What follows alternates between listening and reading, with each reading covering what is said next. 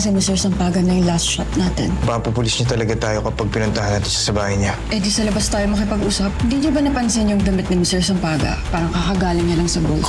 Sigurado ako, naglalaro siya sa isa sa mga golf clubs na to. I'll be expecting Mr. Sampaga. This afternoon, right? Kailangan natin mag-abang doon. Stalking na tong ginagawa mo, Miss Balmores. Kakasuhan ko kayo ng harassment. Mr. Sampaga, ako po si Atty. Abraham Espiritu. Ako na po yung humihiling para bigyan niyo po ng isa pang pagkakataon na pakinggan yung plataforma ni Mrs. Balmores. My wife admires you for the pro bono work you do. Nasa Pinombra Cafe ako sa Karandon mamayang hapon. Hindi ko kakausapin si Miss Balmores kung hindi ka sisipot. Napunta na akong judge. Ha? Paano yung meeting mamaya? Kayo maglala. Makakausap rin natin si Mr. Sampaga. Sama mo na lang itong si Elizabeth. Huwag kayong babalik dito hanggat wala kayong report tungkol dun sa kung ano man ang pinaplano ng anak ko.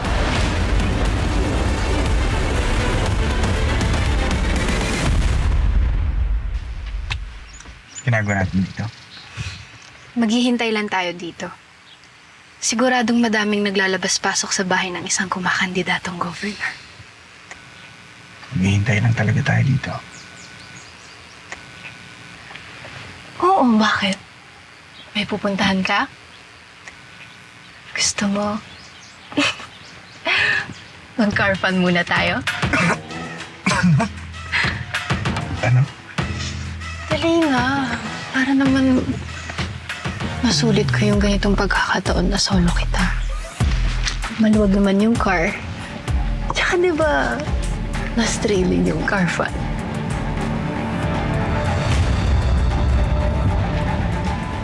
Okay, that's it. We need to go. Saglit lang po, Mr. Sampaga. Please. Di ba sinabi ko naman na sa inyo, hindi ako kakausap ng isang Balmores nang hindi ko makakausap si Atty. Espiritu.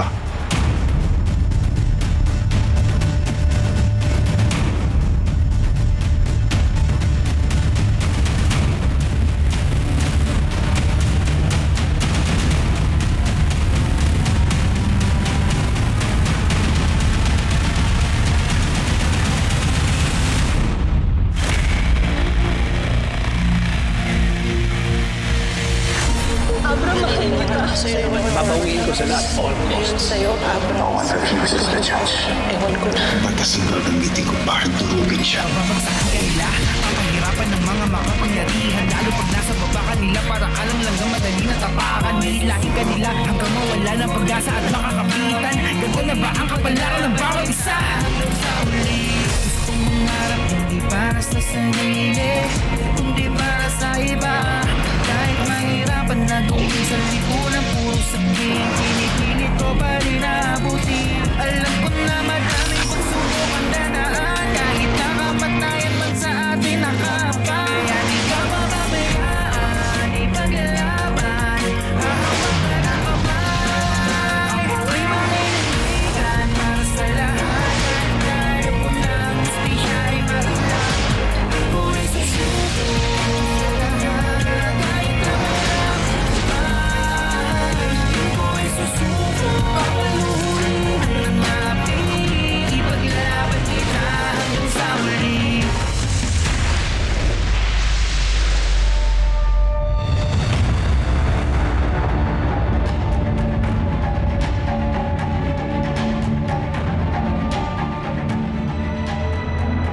Dito na ako. Sorry, I'm late. Mr. Sampaga, nandito ako. Atty. Abraham Espiritu. Buti naman nakaabot ka. It's nice to know that you're a man of your word, Atty. Espiritu. But, shall we get down to it? Sure.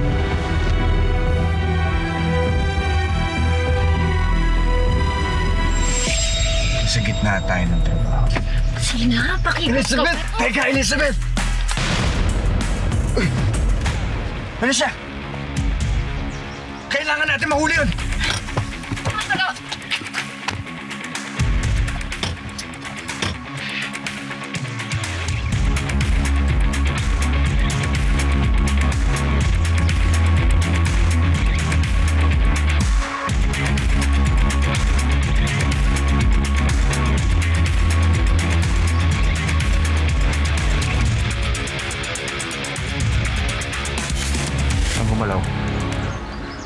Huwag mo na subukang gumalaw.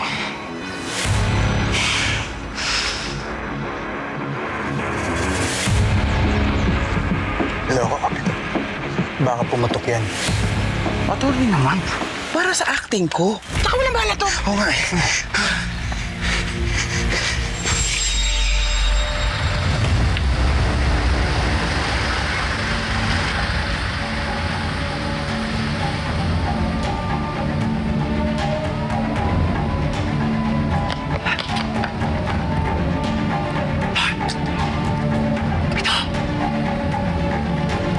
Ito!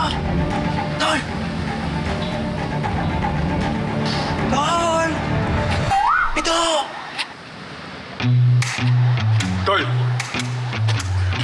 Diyos ko, kanina ko pa kayo nihintay. Tagal na naman. Nasaan na ba sila? Diligaw ni namin. Di nga.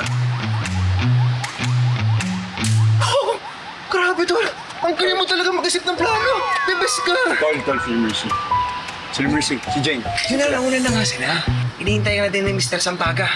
Tara na. Tara, pwede yung kotse, Tol. Tara, bilis!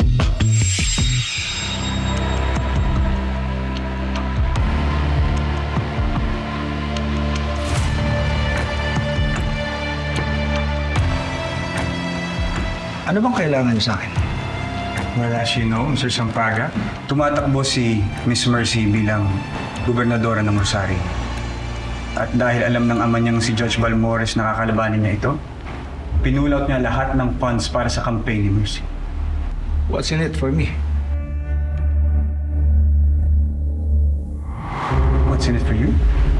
Kapag nanalo si Mercy, sisiguraduhin ko na magbabayad si Judge Balmores sa lahat ng mga kasalanan niya gamit ang batas. Paano niyo naman nasisiguro magbabayad si Chet Balmores sa batas? I assure you, Kung hawak ka nga niya buong Rosario. maniwala ka sa akin. Siya nga na nagpapatay kay Rodante, di ba? Ako bahala sa kanya. Who's to say na hindi rin niya ako ipapatay pag nalaman niyang tinutulungan ko kayo? You're making empty promises. Look, mukhang mabubuti naman kayong tao.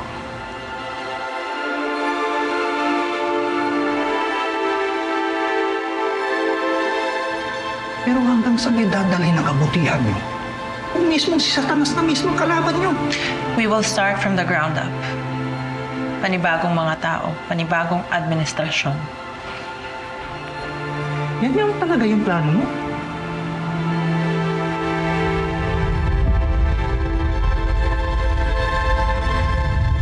Pinaputokan ni Benito ang isang restaurant sa Rosario para takutin ko. Malas nga lang, tinamaan ng ligaw na bala yung anak ko.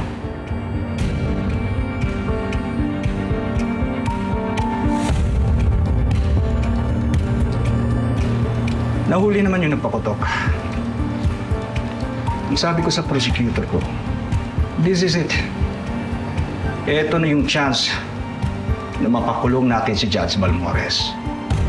Pero dahil hawak ka ng amang yung justice system sa Rosario, napalabas ng defense na walang koneksyon ng gunman ay Benito whatsoever. And despite this, wala kayong narinig sa balita, di ba? Dahil hawak rin niya yung media. Akala ko pa naman, may maganda kayong plano para tuluyang mapabagsak si Benito.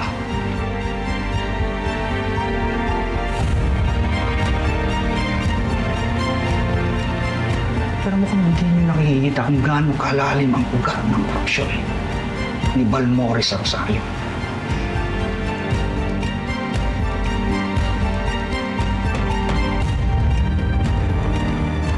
I'm sorry po kung ganito lang din. Hindi ako susugal. This was a mistake, not to on Espiritu. Habang buhay na akong mumultuhin ng anak ko. At hindi na rin mawawala ang dugo niya sa kamay ng amo mo. Not to mention, I'm going to risk my life in this futile battle against that devil. Mr. Sampag, I'm sorry, but this meeting is over.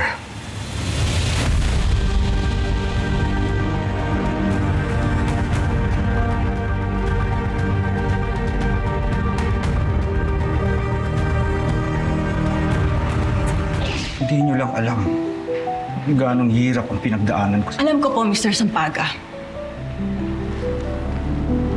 Dahil katulad nyo, nawalan rin ako ng mahal sa buhay dahil kay Judge Benito Balmores.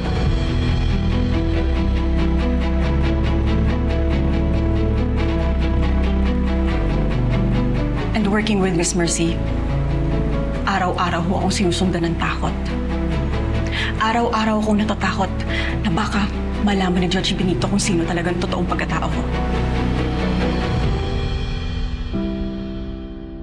Pero tinitiis ko ho yun.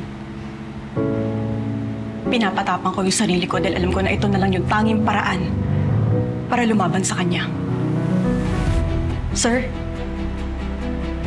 kung patuloy lang ho tayo maduduwag at matatakot, habang buhay mamamayagpag ang kasamaan, at sa kaunting tapang na meron ho ako, itataya ko ho yun kay Miss Mercy.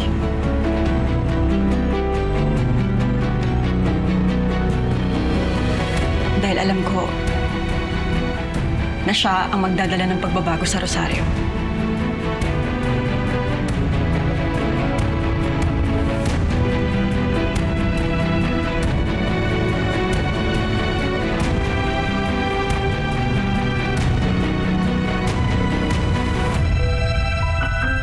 Tell me, Miss Balmores, anong kailangan mo para masigurado natin ipanalo ang laban na ito?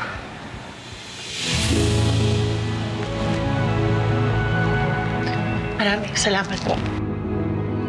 Maraming salamat. Maraming salamat.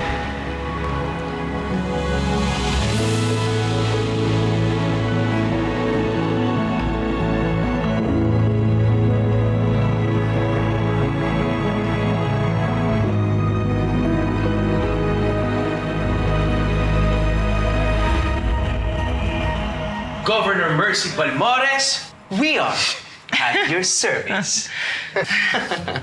Marami pa tayong pagdadaan ng pagsubok bago mangyari yun. Manifest mo na agad yan, Ate Mercy. Nakikita ko na, sure win na to. Kung gagawin natin to ng tama. Ang dahil kay Mr. Sampaga, nagkaroon tayo ng chance na gumawa ng tunay na pagbabago dito sa Rosario. Kaya huwag natin sayangin ang pagkakataong ito. Tama si Gob! Kaya tayo lahat ay mag-cheers! Cheers!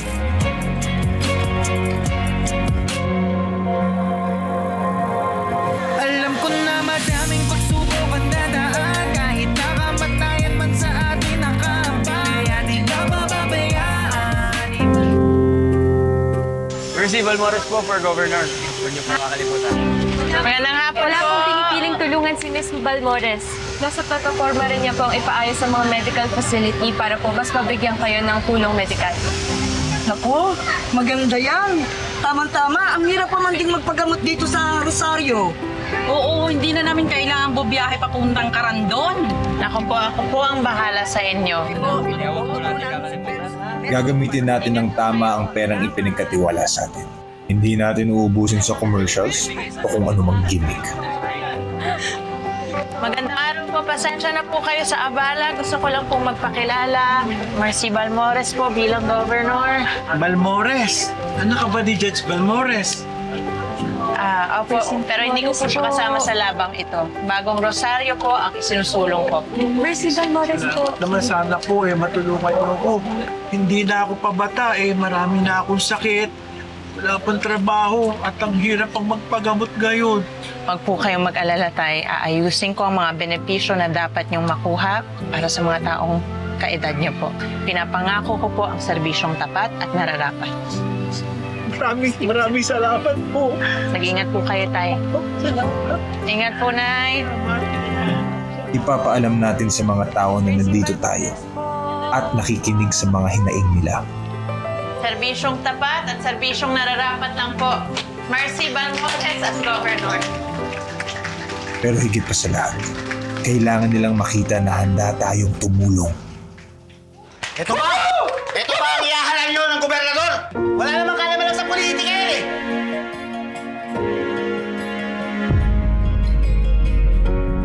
Sir, huwag kayong gulo dito, sir. Tama na, tama na. Sandali. Hindi ko pinagtatakpan ng sarili ko.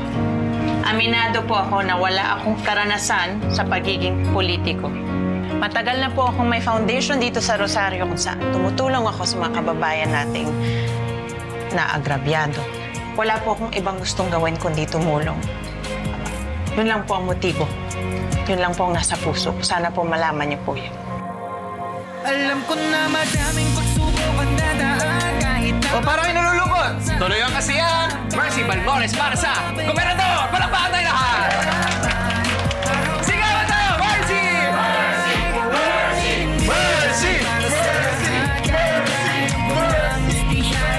At gawin ang nararapat na trabaho kahit hindi pa man nananalo.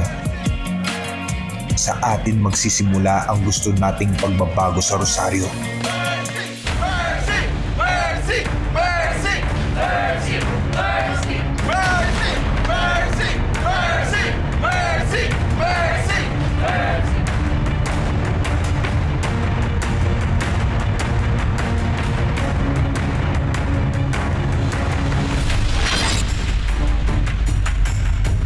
Ako'y manindigan para sa lahat kahit na alam ko na hustisya ay mailap. Hindi mo pipigilan, di titigilan. Kinalaban ko Mabuti hong balita. Unti-unti na tayong umaangat sa mga isinasagawang surveys. Pero patuloy po tayong makikipaglaban.